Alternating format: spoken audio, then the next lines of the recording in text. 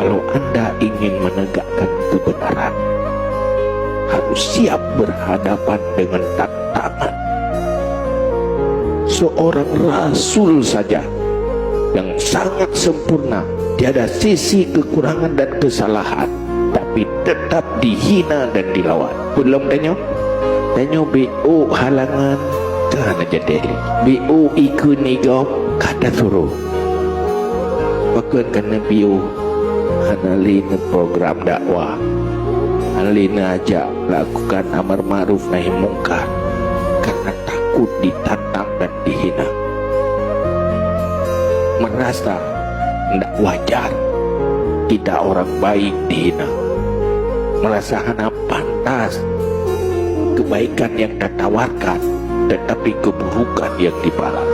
kejahatan yang dibalas, sehingga ada biu hanjit biu ini menyutanyo ingin tegak Islam, ikuti Rasulullah, peningkatkan